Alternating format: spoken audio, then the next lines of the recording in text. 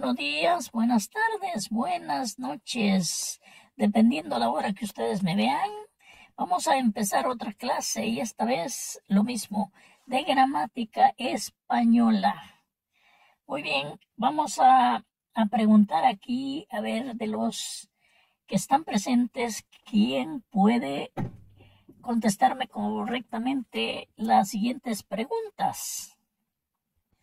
Aquí tenemos las preguntas. ¿Es peleé o peleé? ¿Qué dicen ustedes? ¿Es peleé o peleé?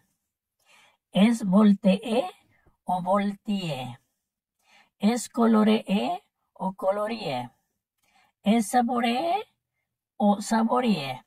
¿Cómo piensan ustedes que es cada pregunta? ¿Cuál es lo correcto?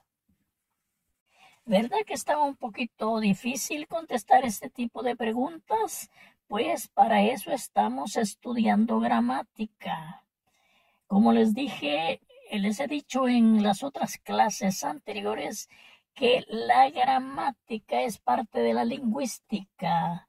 Debemos estudiar la lingüística para saber un poco nuestro lenguaje.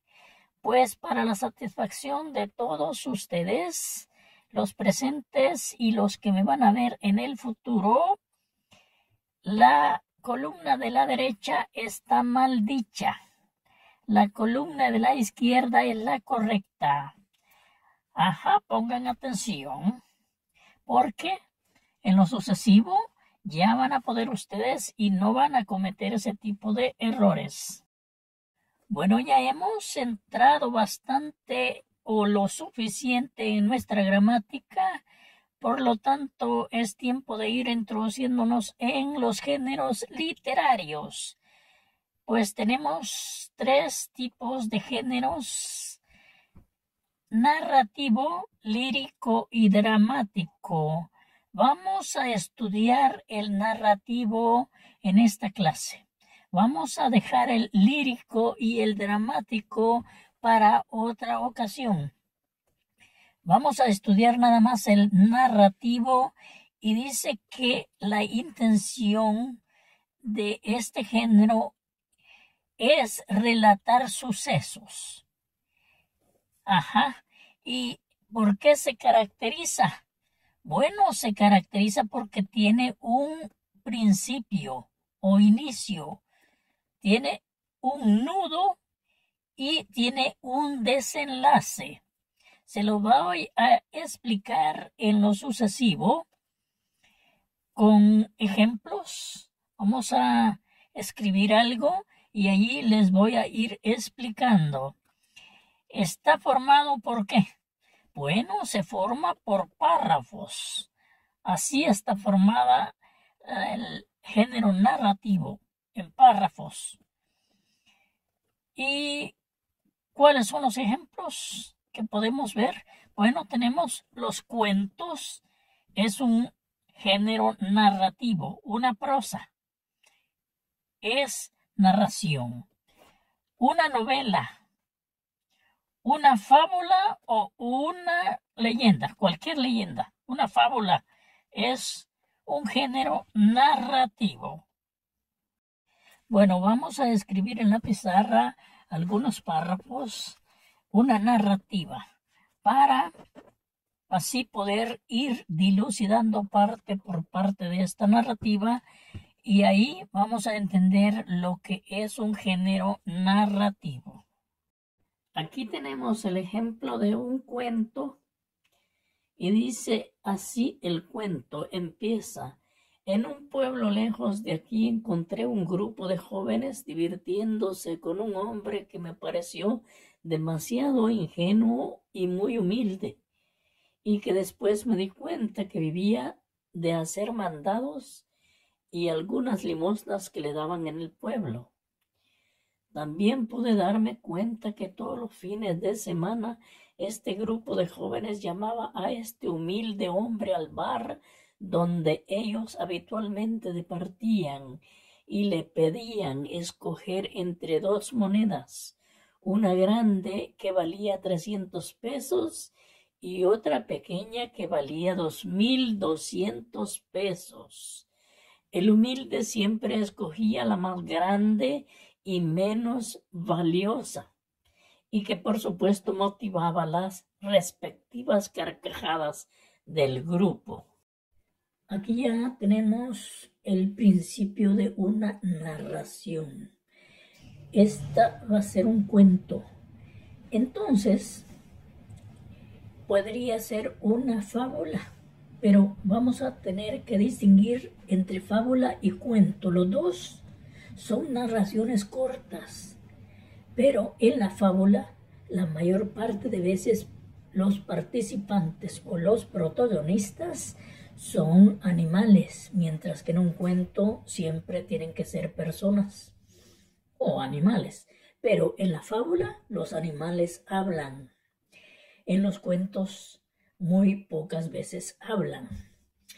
Entonces tenemos acá el principio de un cuento y lo que el lector se pregunta es la característica de un cuento. Levanta un conflicto, un pequeño conflicto que al final del cuento debe ser solucionado. ¿Y cuál es el conflicto? Pues el conflicto que el lector se hace en este momento es porque el miserable tomaba la moneda más grande siendo de poco valor, mientras que dejaba la más pequeña y siendo que esta era de más valor. ¿Por qué? Entonces el lector inmediatamente empieza a conjeturar. Aquí está el conflicto. ¿Será que el humilde hombre no podía leer ni escribir? ¿O porque lo hacía? Posiblemente hay bastantes posibilidades que no podía leer ni escribir. Y era tan ignorante o ingenuo. Muy bien, entonces vamos a continuar con el cuento o escribiéndolo y despedazándolo en pequeñas frases para entender sus partes. Cuando el desdichado hombre salió del bar, yo, que estuve observando toda la escena, salí tras él y abrumado de curiosidad le hablé. Oiga, caballero, mi nombre es Clelia Villeda Meléndez y quisiera un favor de usted. El hombre se paró y fijó la vista en mí y me dijo que si quería algún mandado, que estaba a mis órdenes. No, le dije yo, disculpe, tengo una gran curiosidad y si me permite hacerle una pregunta. Hágame las preguntas que usted guste, me dijo aquel miserable con toda amabilidad de un caballero. Gracias. Y nuevamente disculpe, ¿por qué usted escogió la moneda de menos valor y dejó la que vale más? ¿No ha percibido que la más grande vale menos y la más pequeña vale más? El desdichado me contestó. Claro que yo sé perfectamente eso, pero ellos piensan que soy estúpido. A esta etapa del cuento, la intriga en el lector ha crecido y no hay una solución hasta este momento. Esta es parte del cuento. ¿Por qué el hombre me dice que no es estúpido? Y pareciéndolo ser. Entonces la intriga ha crecido. Vamos a ver la otra parte del cuento, si hay alguna solución en lo sucesivo. La moneda más pequeña vale 7 veces y 1/3 más que la más grande, pero como estos jóvenes me llaman a que escoja la moneda todos los fines de semana y si yo escojo la más valiosa, a ellos les sale muy caro y decidirán ya no seguir el juego y la fuente de ingresos para mí se termina. Por lo tanto, prefiero poco, pero que sea permanente y no bastante y que dure solamente una vez. Con semejante respuesta, quedé estupefacta. ¿Cómo es posible que una persona humilde permanezca timando a un grupúsculo de personas que yo creí muy inteligentes? Este es el final del cuento y como ven ustedes hay un desenlace, hay una solución en el cuento. Se creó un conflicto y aquí se soluciona el conflicto. El lector termina con la respuesta de que el hombre no es estúpido. Vamos a sacar más conclusiones acá porque el cuento tiene sus conclusiones. Aquí tenemos ya las conclusiones, tenemos 3 conclusiones y la primera dice, quien parece tonto e ignorante no siempre lo es. Eso es muy cierto. Muchas veces nos equivocamos, por eso es que no debemos discriminar o menospreciar a nadie. Dice la número 2, ¿quiénes eran los verdaderos tontos del cuento? Los que proveían el dinero, ¿verdad?